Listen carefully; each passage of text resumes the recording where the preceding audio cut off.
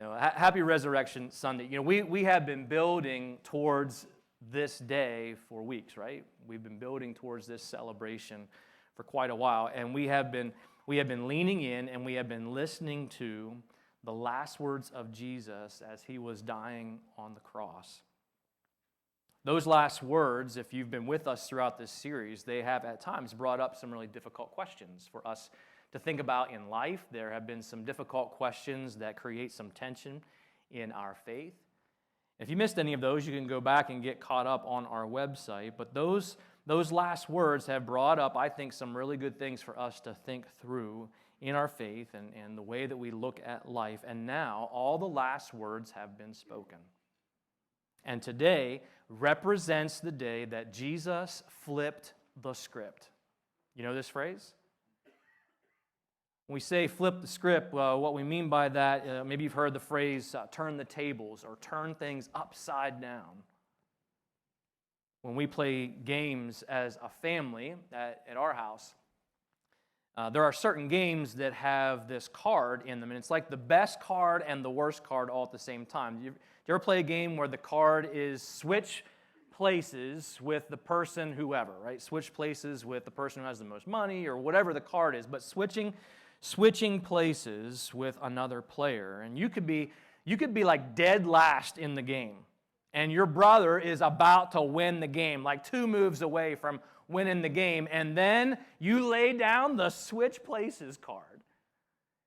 And just like that, you go from almost losing to winning the game. And for you, like that's the best card in the whole game. Not for your brother, it's like the worst card in the whole game. That is what we mean by flipping the script. And it's what Jesus did on Resurrection Sunday. Friday looked like the worst day in history. It looked like the end of hope. But then on Sunday, when the stone was rolled away from the entrance to the tomb that held Jesus' body, it was empty. The worst day ever just became the greatest day in human history because Jesus conquered sin and Jesus conquered death. He laid down the switch places card on the cross. He took the punishment for our sin. He gave us the opportunity to win the game where the prize is eternal life. We would have been hopelessly lost in our sin if Jesus had not come to flip the script for us. So since today is about celebrating Jesus flipping the script on sin and flipping the script on death, I thought we should also flip the script on this whole series because all the last words of Jesus from the cross, they've all been spoken. So why not listen to the first words of Jesus after the resurrection? So that's what we're going to do this morning. So here we go. What were the first words of Jesus after the resurrection? Now, if you're familiar with the story, you might know this. Like if you've read this story year after year after year, you might know some of the first words of Jesus.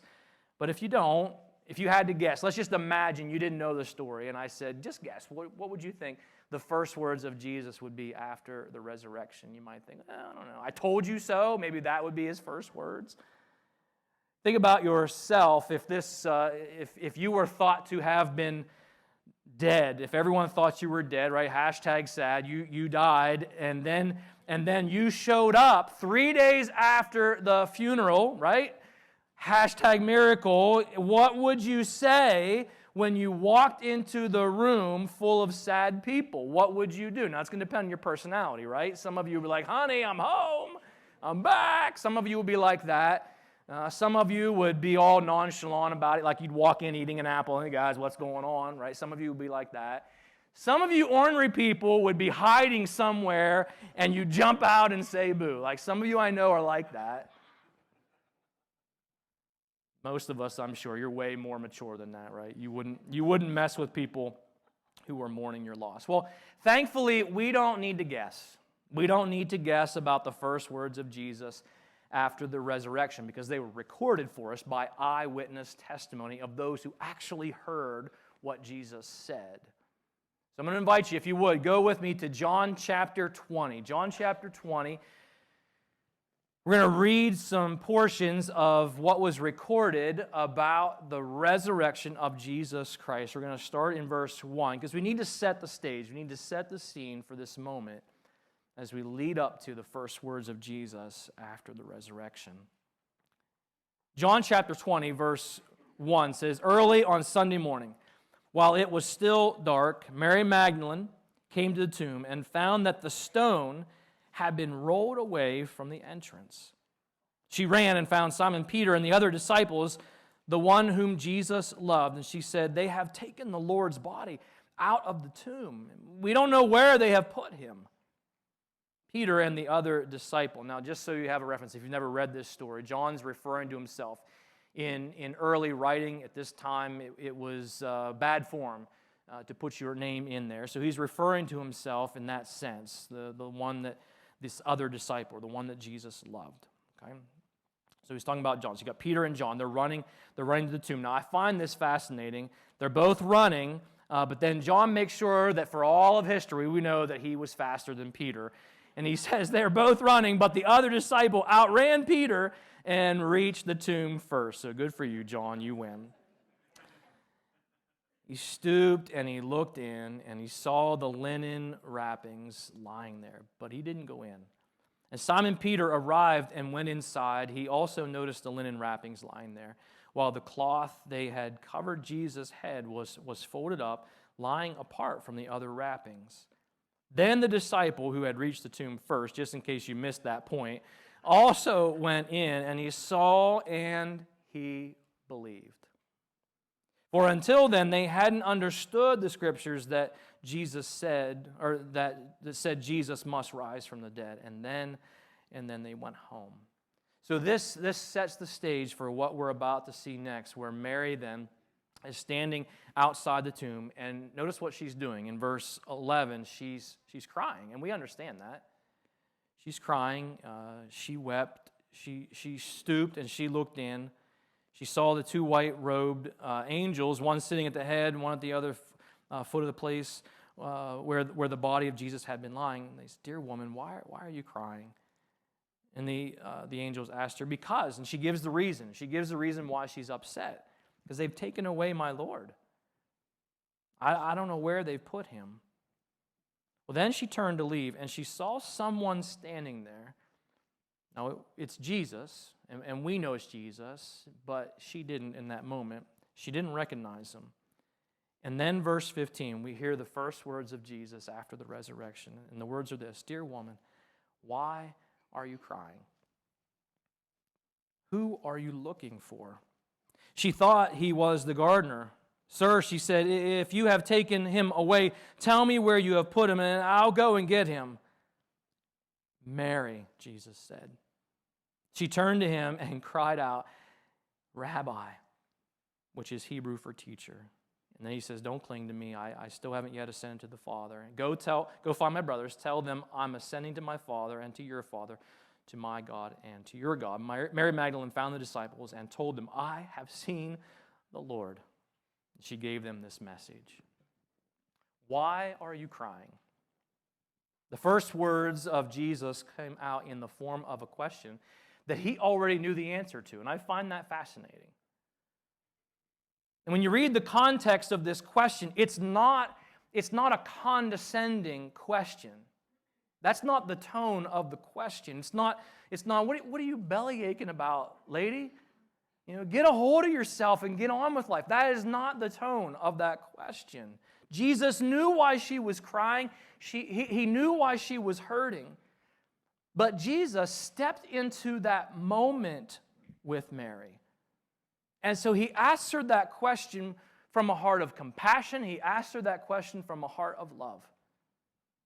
Now, you might read that and say to yourself, "Oh, that was nice of Jesus," and then just move on.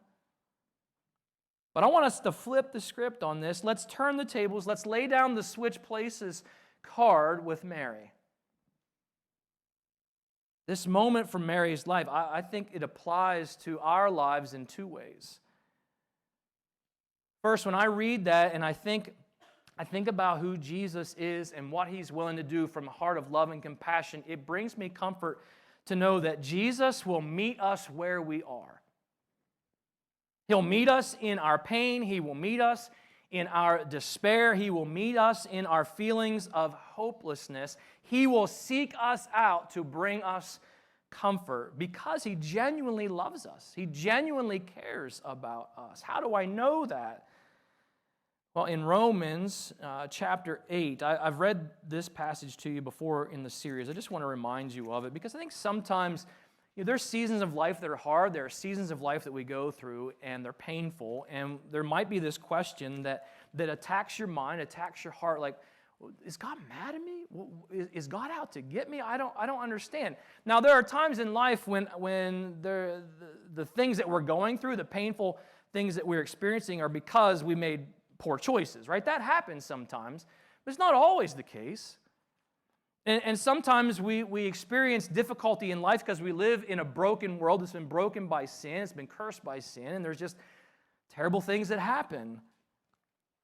And there are times, sometimes, in Romans chapter 8, verse 35, you look at that with me, verse 35.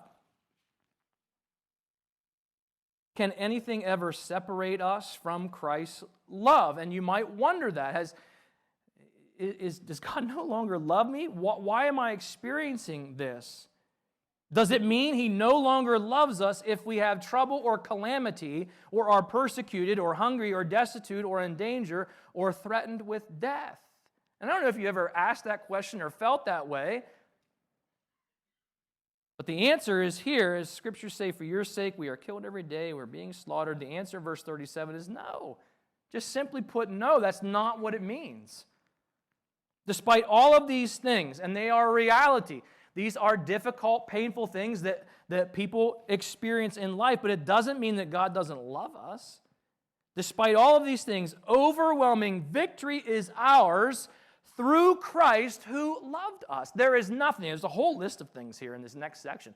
There's nothing that can separate us from the love of Jesus. I share with you a passage of Scripture several weeks ago that is important to my heart.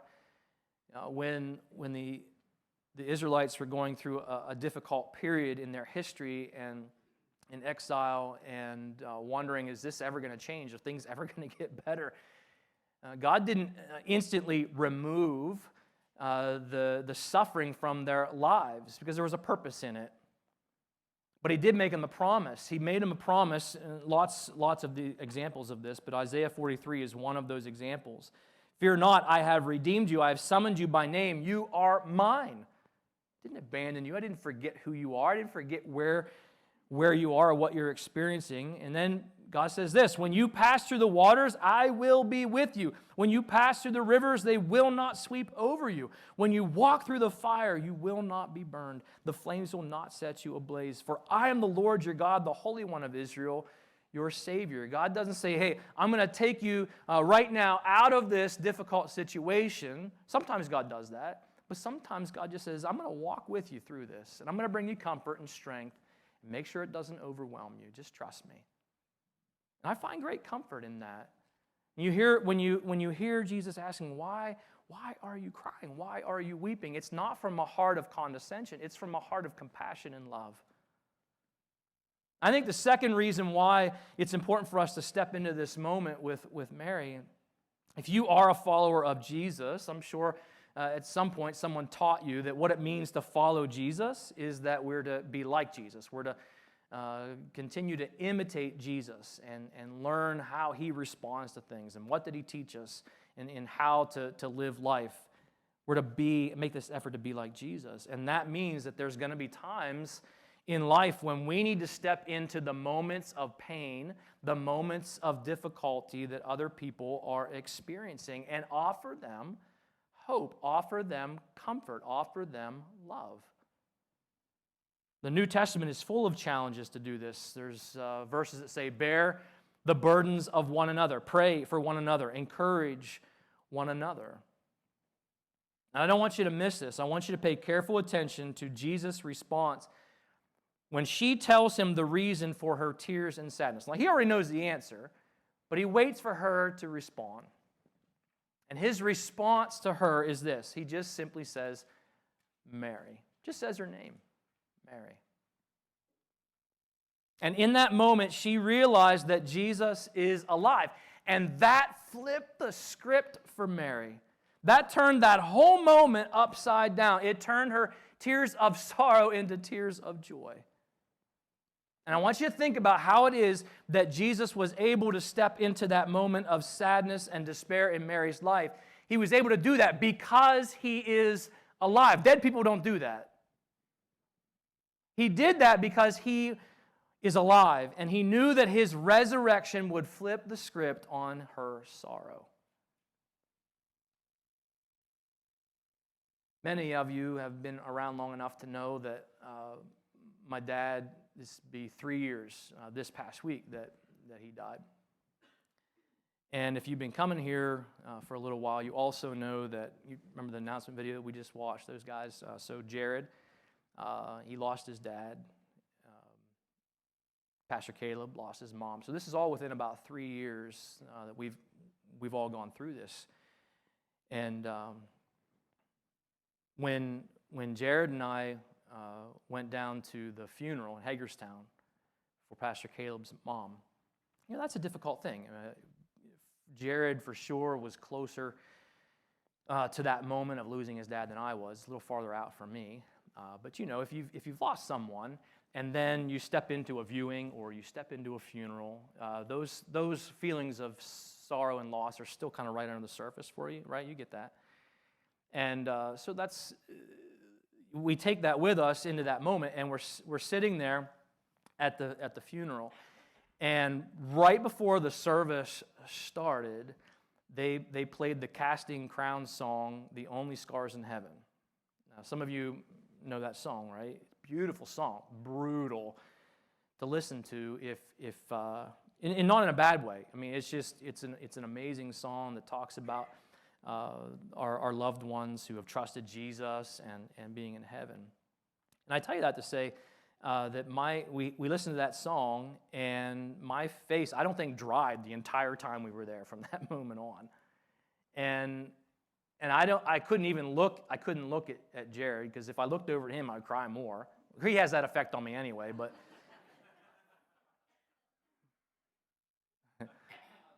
why would we put ourselves into a place where our own hurt, our own pain was bound to bubble up over the surface so easily? I mean, that's normal. Yeah, we love Caleb. Yeah, he's our brother in Christ, so there's that. But I think the main reason that we're able to step into situations like that is because Jesus is alive. That's why. My dad, Jared's dad, Caleb's mom, they are in heaven because of their faith in Jesus Christ. That hope beyond this life only exists because Jesus is alive. And so for the follower of Jesus, we can allow ourselves to feel the pain of sorrow and loss, and even feel the pain of sorrow and loss in someone else's life. We can step into that space with them because Jesus is alive. Why are you weeping? It's not a question of condescension. It's a question of love and compassion, and a reminder that Jesus is alive, and we have hope beyond the grave because of it. Let's look at some more first words of Jesus after the resurrection. Go to Luke chapter 24. Luke chapter 24. And we're going to jump into verse 36.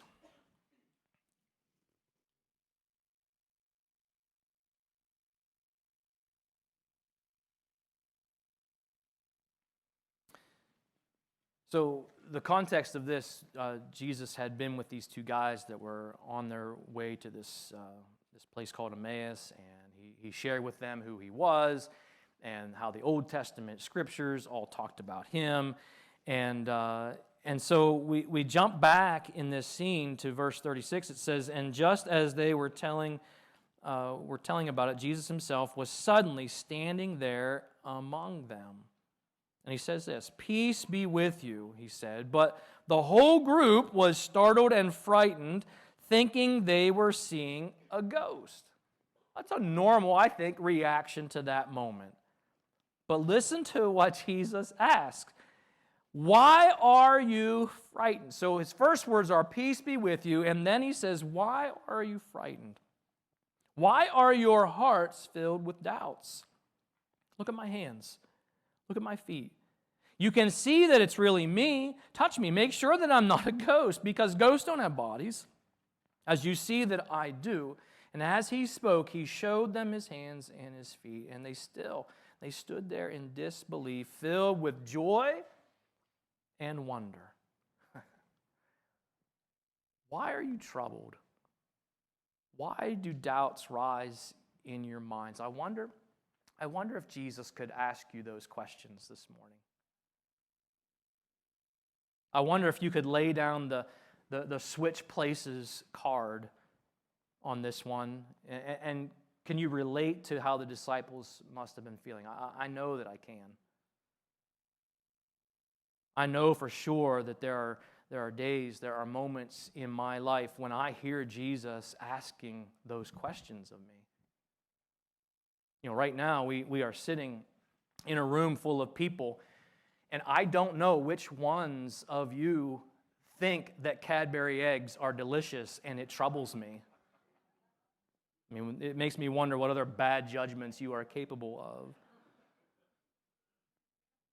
I'm kidding about that, but I'm not kidding when I say that there are days when I hear Jesus ask me, Mark, why are you troubled? Why are you troubled? I turn on the news and I see murder happening in Ukraine. I hear the threats of nuclear retaliation for trying to stop it. I hear that. You hear that. I hear the screams from people who are locked down in China. And I'm fully aware that there are rich, powerful people in positions of influence across the globe who are working really, really hard to try to bring that totalitarian type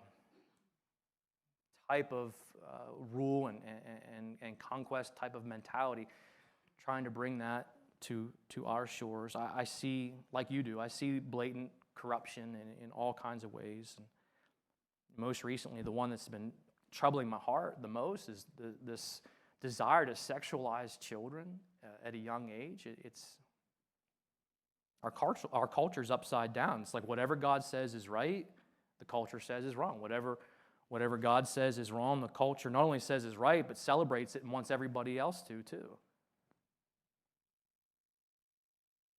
Why am I troubled?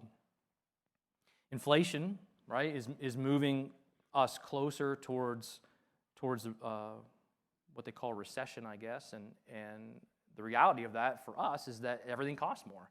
That's the world that we're experiencing. Everything costs more. It's not just my family budget; it's your family budget, and that's one thing. But then I look at it from a ministry standpoint, and inflation impacts the church ministry. That's the world that I live in. You know, it's exciting. We got a full room today. We're going to have a full room again here in about an hour and a half, and we've had attendance going up, which is exciting. It's amazing. But we've also seen weekly giving has been going as inflation goes up. Weekly giving goes down, to the point where over the last several months it's about half what we're normally used to, and I understand it.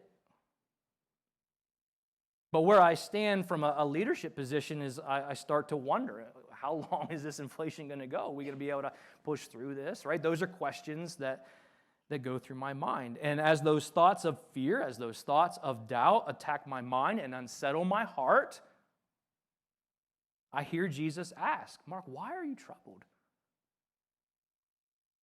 Why do doubts rise in your mind? I am alive, and I'm coming back to flip the script on this wicked, broken world, and I will supply your needs. Why are you troubled?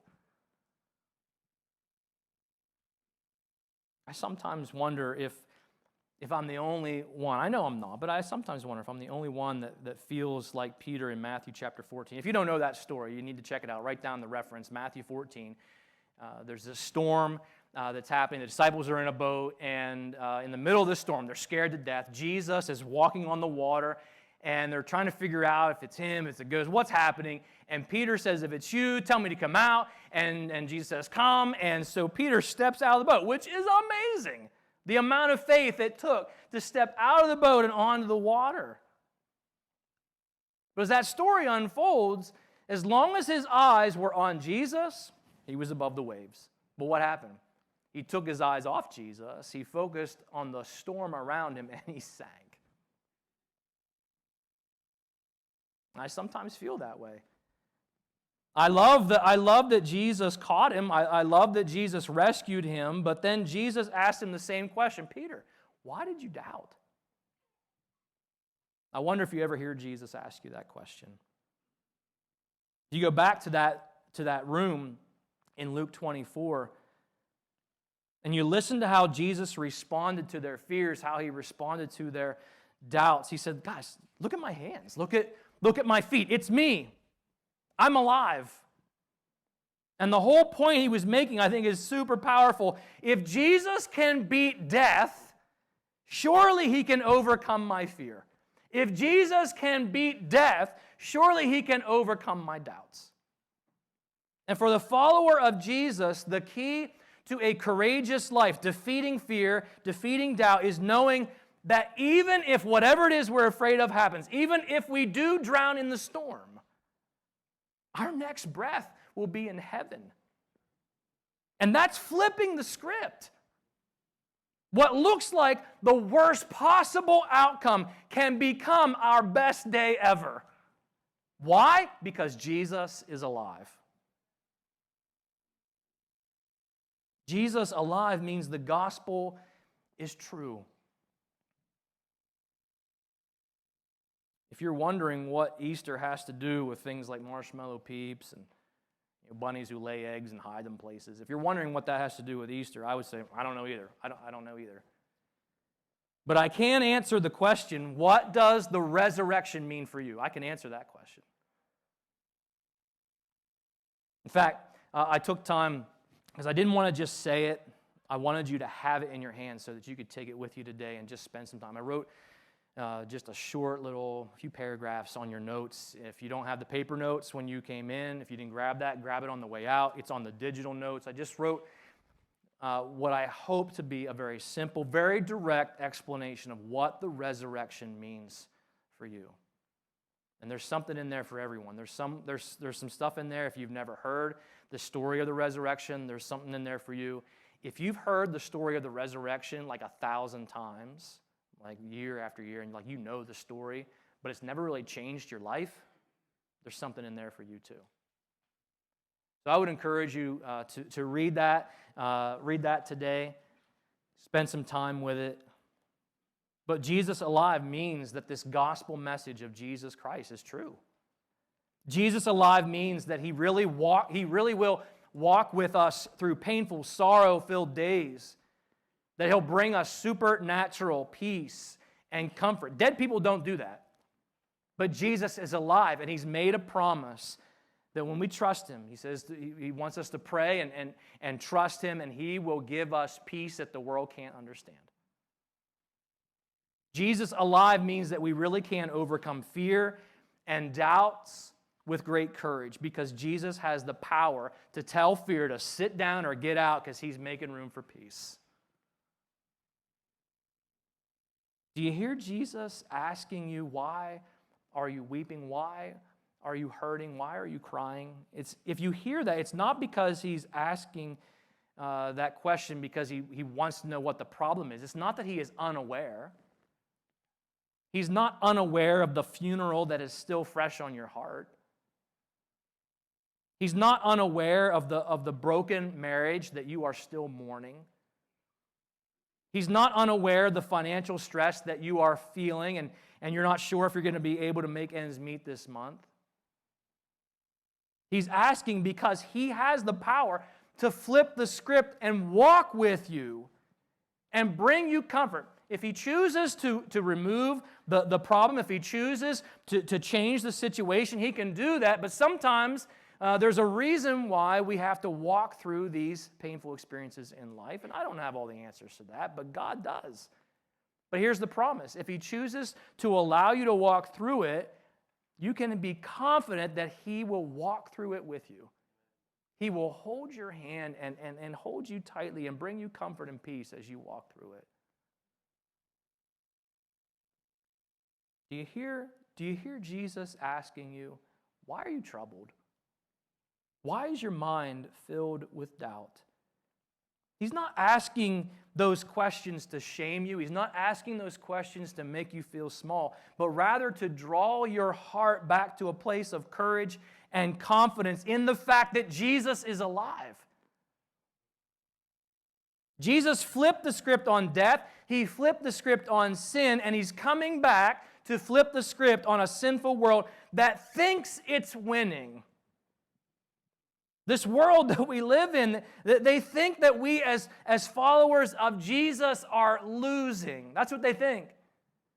But the day is coming when Jesus will slam down the switch places card, and every knee will bow, and every tongue will confess that Jesus is King, and his followers will shout victory in Jesus. If you want to flip the script on your sorrow, if you want to flip the script on your fear and your doubts, then you have to decide whether or not you really believe that Jesus is alive. If you really believe that Jesus is alive, then you can believe that he has the power to forgive sin. He has the power to transform lives. He has the power to change your heart, to calm your fears, to strengthen your faith, and to give you assurance of eternal life. Jesus has the power to flip the script because Jesus is alive. Amen?